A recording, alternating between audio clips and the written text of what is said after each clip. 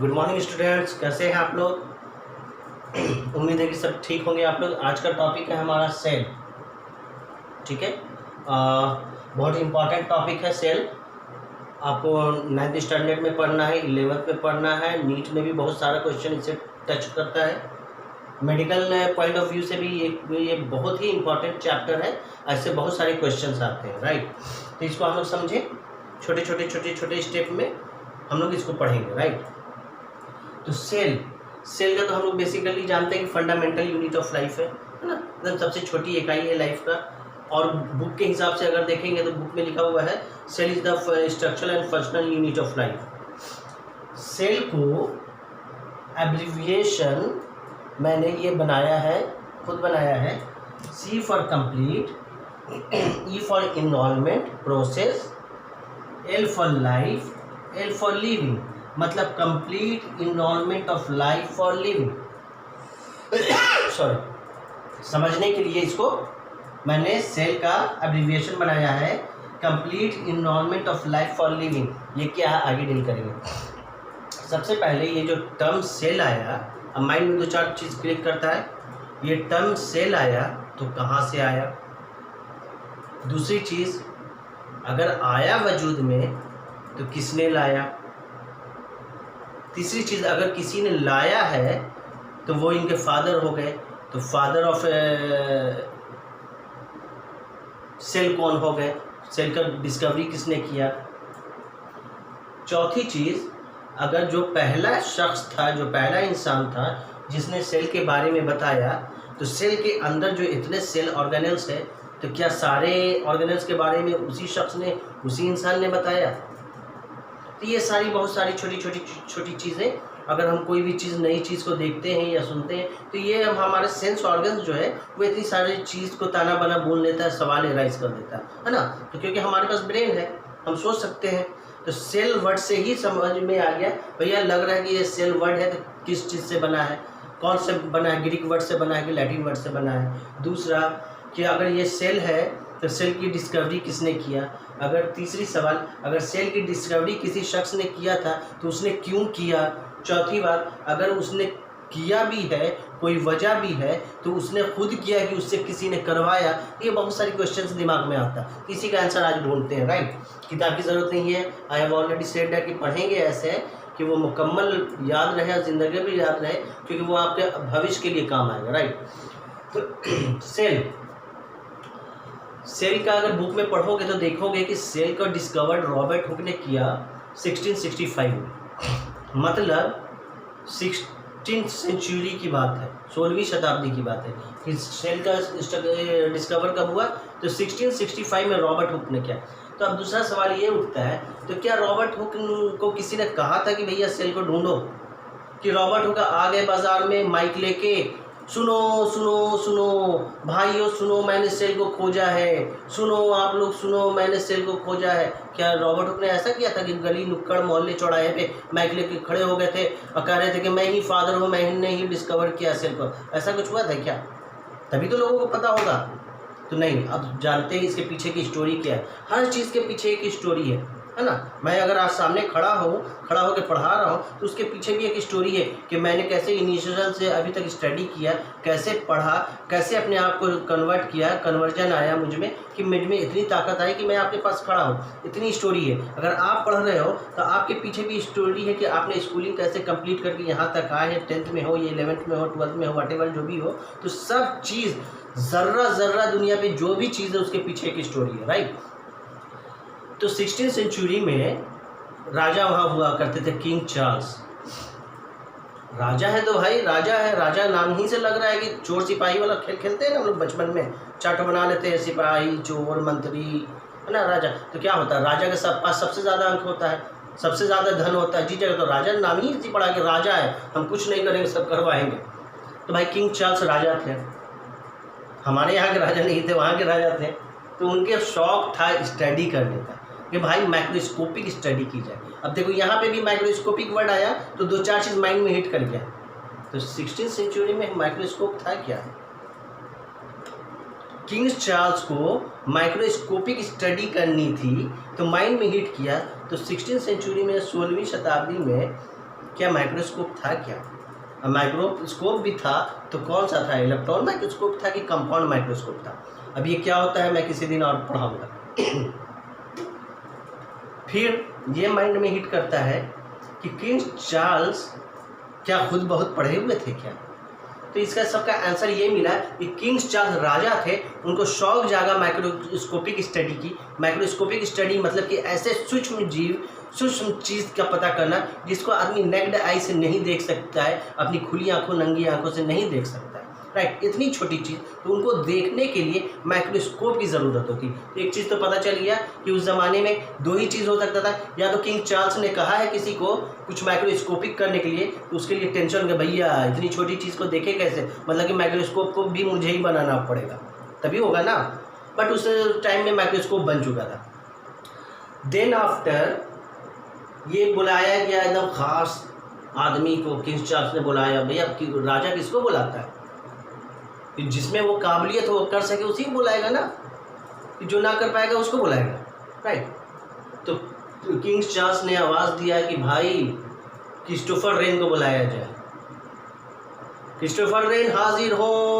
King Charles के दरबार में क्रिस्टोफर रेन आए, काल्पनिक है, दरबार उरबार नहीं है, वहाँ राजा का था ऐसा। तो किंग चार्ल्स ने क्रिस्टोफर रेन को बुलाया। क्रिस्टोफर रेन को कहा, किंग चार्ल्स ने, राजा है भाई तो ऑर्डर देगा, रिक्वेस्ट थोड़ी ना करेगा। क्रिस्टोफर रेन मुझे माइक्रोस्कोपिक स्टडी करके कुछ बताओ। तो क्रिस्टोफर रेन उस वक्त चले गए, बट किसी कारणवश, हर इंसान के साथ कुछ ना कुछ प्रॉब्लम्स होती, किसी कारणवश कुछ भी रहा हो व्हाटएवर, क्रिस्टोफर रेन ने डिनाई कर दिया कि भाई मैं ये अभी नहीं कर सकता हूँ, मेरे साथ कोई प्रॉब्लम है। तब वो चीज़ रॉबर्ट हुक के पास गई कि भाई रॉबर्ट हुक साहब आप कुछ माइक्रोस्कोपिक ढूंढिए, तलाश कीजिए, कुछ स्टडी करके हमको बताइए। तब रॉबर्ट हुक ने 1665 में, ठीक है, किसमें, बॉटल के कॉर्क में, बॉटल में कॉर्क होता है। अब ये सवाल उठता है कि फॉर एग्जांपल हम लोग तो अपने घर में प्लास्टिक का, मिडिल फैमिली में क्या है, फिर हम लोग गर्मी के सीज़न में 6 पीस या 12 पीस बॉटल ख़रीद लेते हैं पानी के लिए, फ्रिज में रखने के लिए, है ना, कि वो भाई 150-200 रुपये में आ जाता है 6 पीस, वो एकदम एक सीज़न निकल जाता है।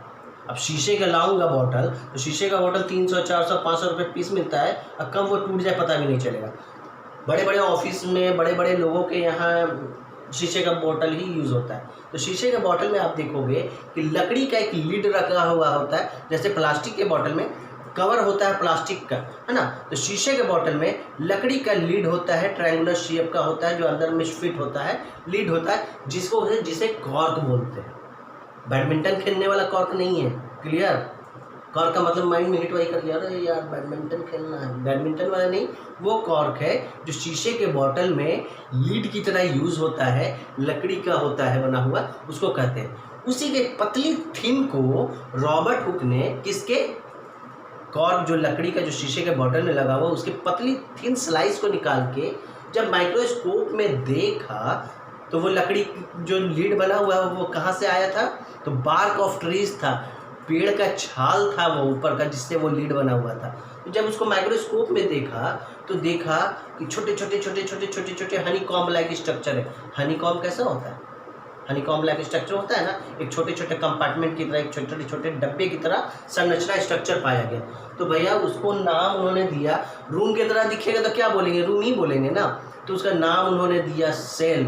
तो वही पहली बार आया कि रॉबर्ट हुक ने भाई नाम दिया सेल। कहाँ से दिया कि उन्होंने कॉर्क में देखा, किस चीज़ के कॉर्क में देखा, बॉटल कॉर्क में देखा। बॉटल कॉर्क किस चीज़ का बना हुआ था, बार्क ऑफ ट्रीज का बना हुआ था। इतनी चीज़ों का आंसर मिल गया। कब इसका नाम दिया, 1665 में। तो जो इन्होंने स्टडी किया उसको एक जगह ये लिखते चले गए, जिसको इन्होंने पब्लिश किया, जो उस बुक की नाम थी माइक्रोग्राफिया। क्लियर।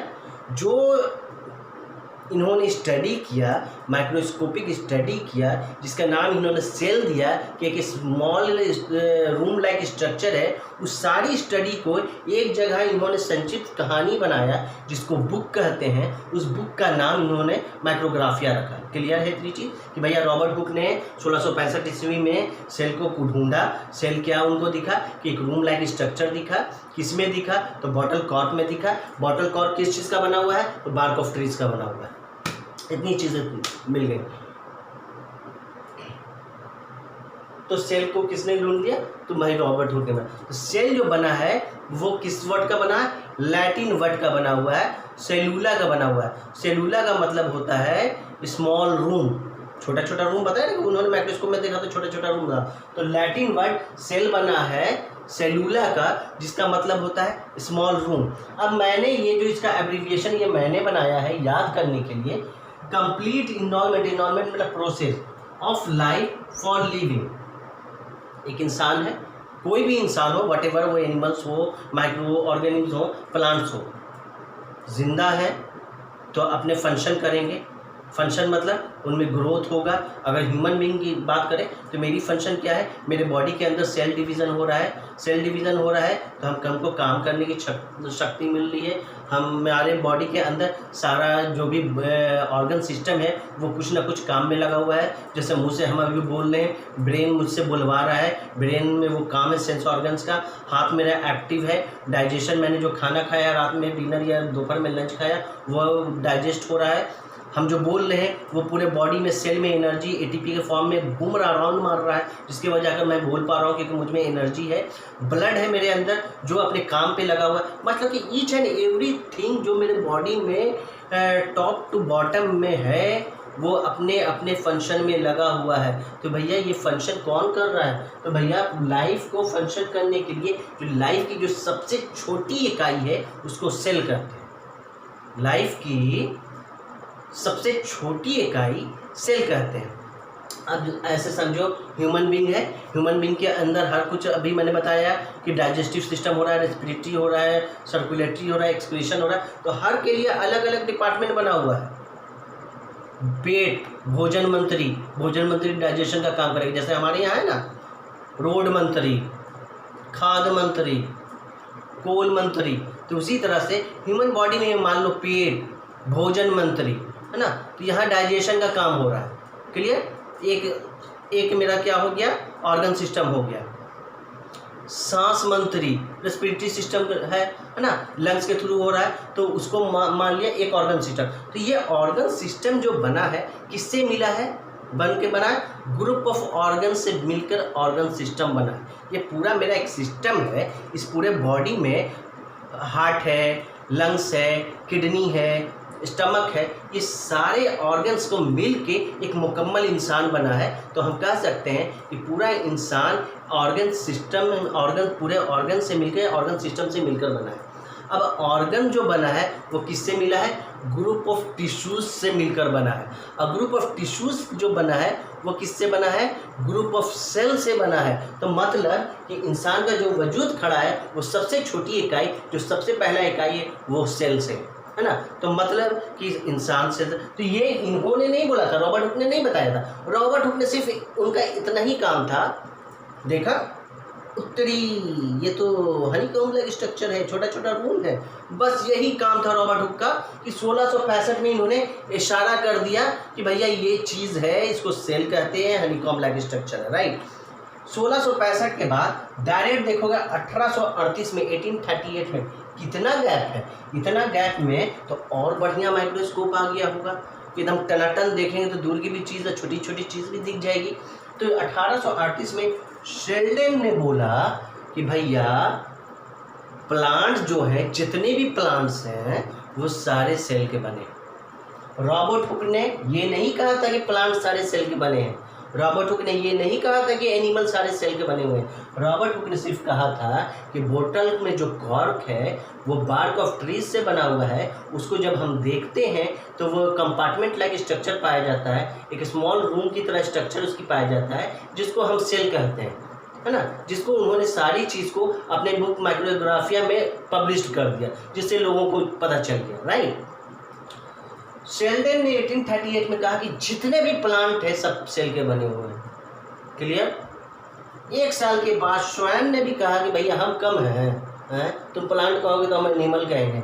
श्वान ने एनिमल पे रिसर्च किया, कहा कि जितने भी एनिमल्स हैं सारे सेल के बने हुए हैं। ठीक है। वर्चू साहब थे, वो 1855 में कहा कि जो भी नया वजूद में आ रहा है, चाहे वो प्लांट हो चाहे वो एनिमल हो, वो प्री एग्जिस्टिंग सेल से उसका वजूद आ रहा है। अब यहाँ पे लफड़ा है। रॉबर्ट हुक का समझ में आ गया कि 1665 में इन्होंने सिर्फ देखा था, नाम दे दिया सेल, बस। ये भी समझ में आ गया, शेल्डन ने 1838 में प्लांट पे रिसर्च किया तो कह दिया कि सारे प्लांट सेल के बने हुए हैं।